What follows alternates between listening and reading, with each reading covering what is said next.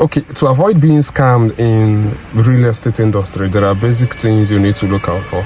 Number one thing you need to look out for is the ownership of the ownership of the property. The person who is selling the property to you, does he have the correct title or legal ownership to the property? Is the name on the property the name of the person who is in the position to sell?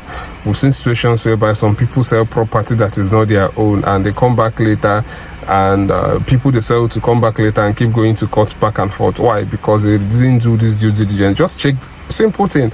The papers on the documents, is it the same name? The name on the documents, is it the same name with the name of the person who is selling the property to you? The next look out for is you need to be sure that the property that they are being advertised to you, that is being shared to you, is the exact property that is on ground. So what do I mean?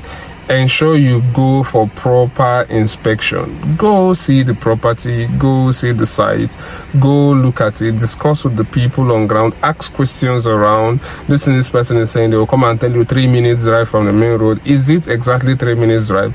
Ask questions, ask around. It will help you know exactly whether you should go ahead and do this or not. And the next thing you need to do is make sure you get a survey plan of the property.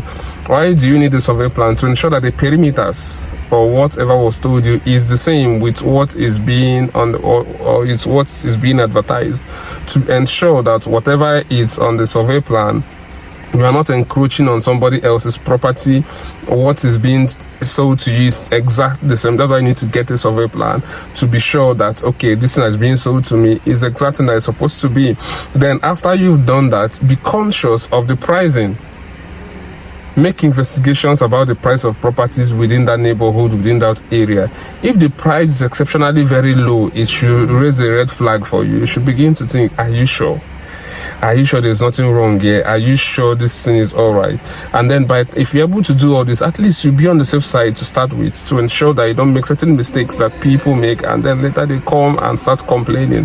That is why we have some properties that have gone through these things that have been verified, and we encourage you to look at the listings we have and be part of it. Thank you.